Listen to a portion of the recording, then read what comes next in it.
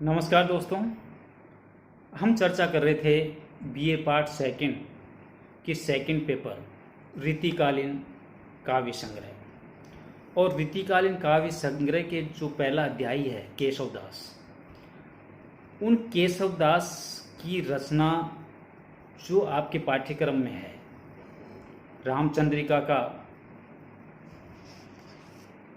श्री राम वंदना की हम चर्चा कर चुके हैं, सूर्योदय वर्णन की हम चर्चा कर चुके हैं, और अब हम चर्चा करेंगे पंचवटी वन वर्णन की जो आपके कोर्स में है। पंचवटी वन वर्णन। फल फूलन परे तरवर घने, कोकिल कुल कलरव बोले, अतिमंत मयूरी पियरसपुरी, वन वन प्रति नाचती डोले, सारी सुख पंडित गुणगान मंडित, भावनी के अर्थ बखाने, देखे रघुनायक सिय सहायक, मदन रति मधु सब जाने। ये उस समय का वर्णन है जब भगवान श्री राम माता सीता और लक्ष्मण के साथ 14 वर्ष के वनवास के लिए पंचवटी नामक स्थान पर पहुंचते हैं। और जब उस स्थान पर पहुंचते हैं तो उस स्थान की काया किस तरह पलट जाती है, वहाँ का मौसम और वहाँ का वातावरण कैसे प्रफुल्लित हो जाता है उनको देख करके, इसका मधुर वर्णन यहाँ पर कवि केशवदास ने किया है। फल फूलन पूरे तरवर रूरे, रूरे होता है सूखे हुए। जो वृक्ष सूखे हुए थे उन सभी वृक्षों में फल फूलने लग जाते हैं, वो फूलों से आच्छादित हो जाते हैं और फल वाले वृक्षों में फल आना शुरू हो जाते हैं। जैसे ही राम अपनी पत्नी सीता और लक्ष्मण के साथ पंचवटी नामक स्थान पर पहुंचते हैं। कोकिल कुल कलरव बोले, और उस वातावरण में, उस हरे भरे सघन वातावरण में जहां पर फल फूल उत्पन्न हो जाते हैं, सूखे वृक्ष हरे भरे हो जाते हैं, कोयलों का समूह अपने मधुर राग से कलरव करने लग जाता है। अतिमंत मयूरी पियरसपुरी, और मयूरी मस्त होकर के अपने प्रियतम के प्रेम में मग्न होकर के वन वन प्रति नाचत डोले, वह खुशी के मारे वन वन नृत्य करने लग जाती है। सारी सुख पंडित गुणगान मंडित,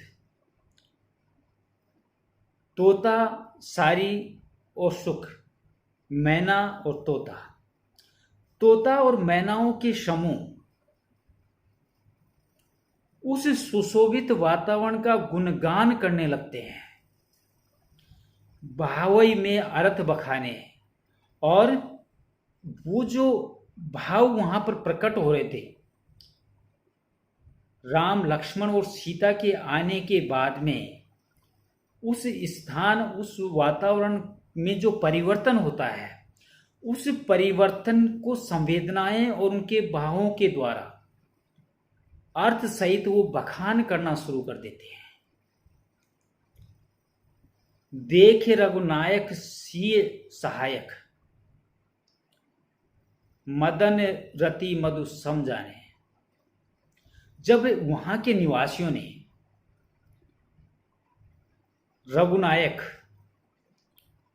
सीता के सहायक भगवान राम को देखा तो उन्हें ऐसा आभास हुआ कि जैसे मानो मदन कामदेव, रति कामदेव की पत्नी, मधु लक्ष्मण के लिए कहा गया है कि ऐसा लगता है जैसे मानो भगवान श्री राम के रूप में कामदेव अपनी पत्नी के साथ बसंत को साथ लेकर के यहाँ पर उपस्थित हो गए हैं। तो इस प्रकार ये वातावरण, सुरम्य वातावरण जो उनके वहाँ पर उपस्थित होने से बना, उस सुरम्य वातावरण का वर्णन यहाँ पर कवि ने किया है। दूसरा छंद देख लीजिए। सब जाति फटी, सब जाति फटी दुख की दुपटी, कपटी न रहे जय एक जटी। निगठी रुचि मीच गठई, गठी जाए बीच यतीन की छूटी तटी।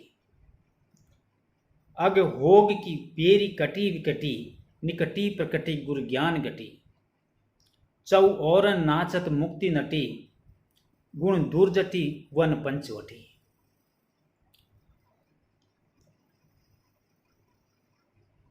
पंचवटी नामक स्थान पर पहुंचने के बाद भगवान श्री राम, लक्ष्मण और सीता जब वहां पहुंचे तो उस जगह की शोभा देखते ही बनती थी। उस जगह के बारे में लक्ष्मण वर्णन करते हैं।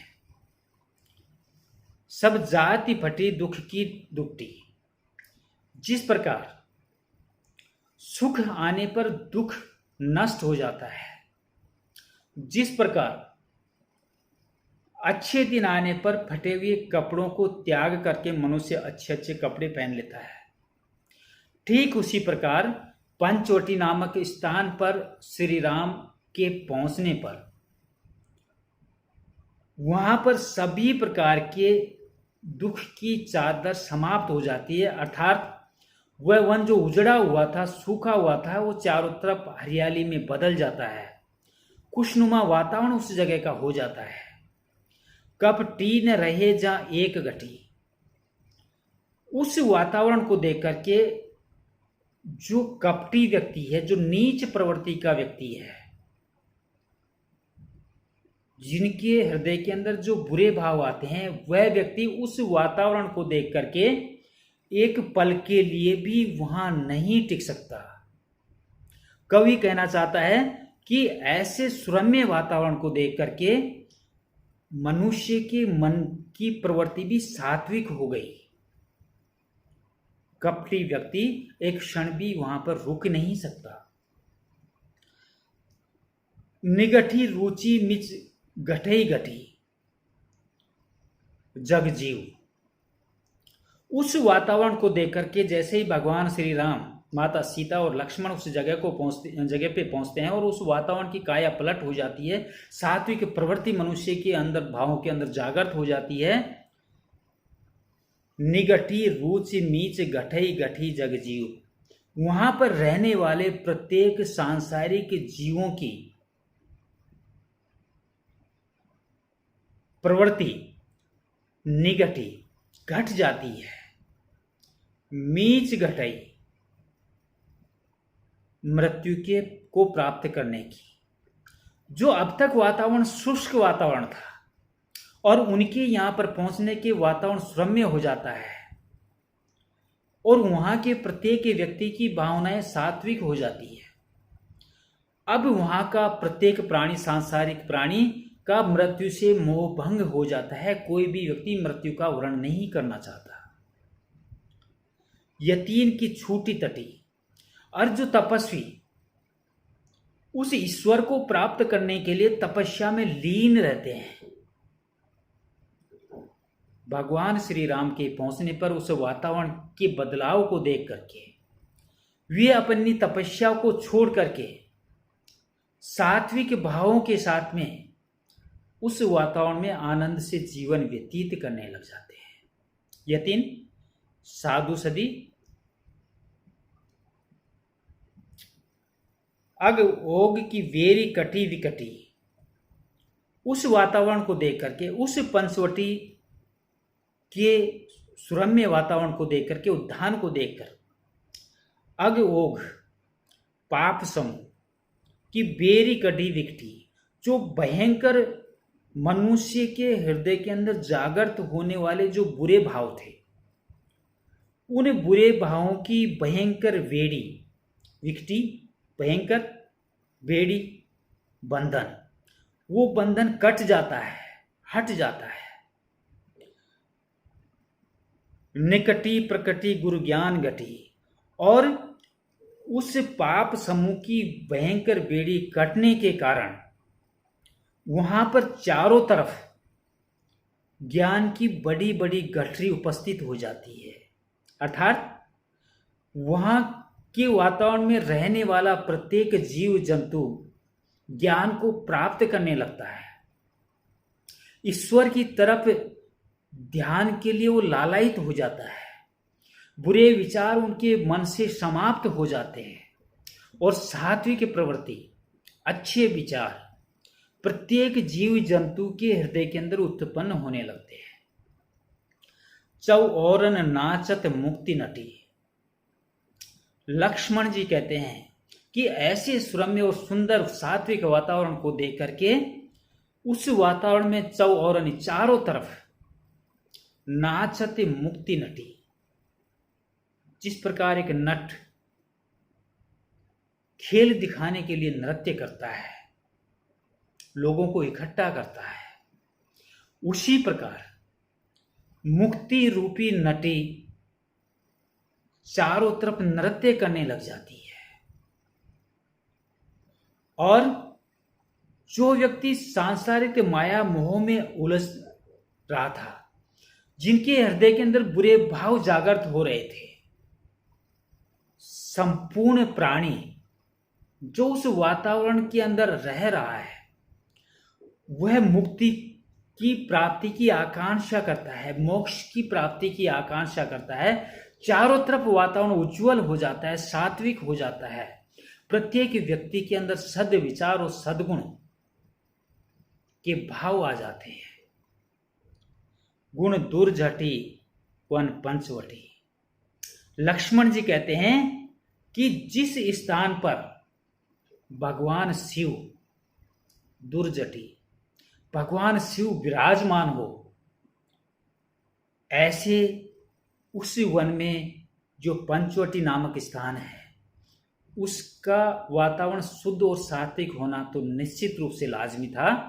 तो ये सारा वातावरण जैसे ही राम लक्ष्मण और सीता उस जगह पर जाते हैं तो उस जगह का वातावरण बदल जाता है, परिवेश बदल जाता है, लोगों के भाव और भावनाएं बदल जाती हैं, उनके मन के अंदर होने वाले बुरे विचार नष्ट हो जाते हैं और सात्विक प्रवृत्ति अपने आप जागृत हो जाती है। अगला पद देखिए।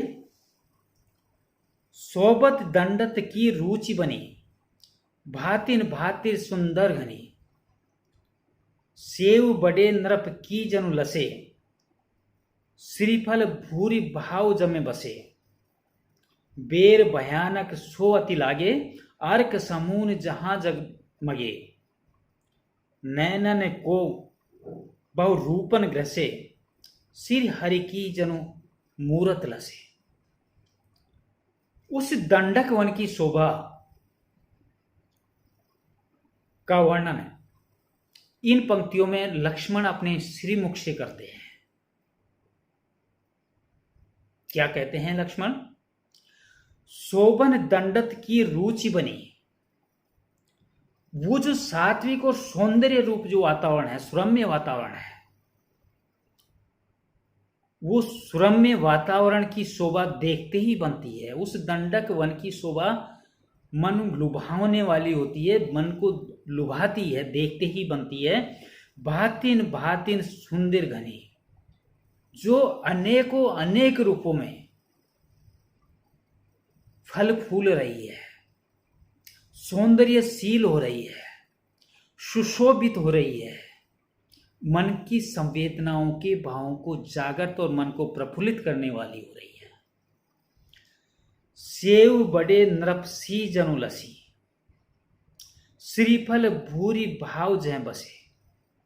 उस सुरम्य वन में, दंडक वन में, यहां पर एक राजा की परिकल्पना लक्ष्मण अपने श्रीमुख से करते हैं कि जिस प्रकार एक राजा की सेवा करने के लिए वहां पर धन संपदा मौजूद होती है, विभिन्न प्रकार की धन संपदा से राजा को प्रसन्न किया जा सकता है, श्रीफल के दो अर्थ हैं, एक तो नारियल और एक लक्ष्मी। जिस लक्ष्मी से राजा प्रसन्न होता है, ठीक उसी प्रकार श्रीफल भूरी भाव जाल से, जहां पर नारियल उस प्राकृतिक सुरम्य वातावरण में नारियल जैसे अनेक सुंदर सुंदर फल फल फूल रहे हैं। जिस प्रकार के राजा को प्रसन्न करने के लिए विभिन्न प्रकार की धन संपदा अर्पित की जाती है, उसी प्रकार उस दंडक वन में, उस दंडक वन की शोभा को चार चांद लगाने के लिए श्रीफल जैसे विभिन्न प्रकार के फल फूल रहे हैं, जिनकी शोभा चारों तरफ प्रकट हो रही है, फैल रही है। बेर भयानक सी अति लागे, अर्क समूह जहां जगमगे। पूर्व में जब लक्ष्मण भगवान श्री राम और सीता सहित उस जंगल में नहीं जाते हैं, उस पूर्व के समय की परिकल्पना करते हुए लक्ष्मण कहते हैं कि जहां पर प्रलय काल में, बेर प्रलय काल में भयानक ती अति लागे, ये जंगल बहुत भयानक और डरावना लगता था। और उस शुष्क और बेजान जंगल में अर्क समूह जहां जगमगे, सूर्यों के अनंत सूर्यों के समूह वहां पर प्रकाशित होते थे, अर्थात तेज गर्मी से उस वातावरण को जलाते थे। लेकिन अब वो वातावरण इतना सुरम्य सुंदर हो चुका है कि वहां पर अर्क समूह, सूर्यों के समूह की बजाय मंदार वृक्षों के समूह फल फूल रहे हैं।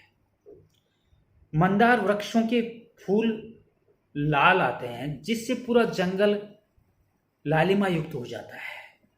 तो उस घने जंगल में जब चारों तरफ प्राकृतिक संपदा फल फूल रही है, वातावरण महक रहा है, वातावरण सात्विक और शुद्ध हो जाता है, ऐसे में सूर्यों के समूह की उस गर्मी की बजाय मंदार वृक्षों के समूह की लालिमा चारों तरफ देखते ही बनती है। नैनन सो बहु रूपन ग्रसे, सिर हरि की जनु मूरत लागे। ऐसा सुरम्य वातावरण जिसे देख करके नैनन, नेत्रों को अनेक रूपों में मनमोहित करता है। और ऐसे सुरम्य वातावरण में श्री हरि की जनु मूरत लसे, जहां भगवान शिव की मूर्ति विराजमान हो और वो मूर्ति सुशोभित होती हो, ऐसे भगवान श्री शिव के श्री चरणों में तो निश्चित रूप से वातावरण शुद्ध ही होगा। ये परिकल्पना लक्ष्मण दंडक वन के बारे में बता रहे हैं। अब मैं अपनी वाणी को यहीं विराम देता हूं। नमस्कार।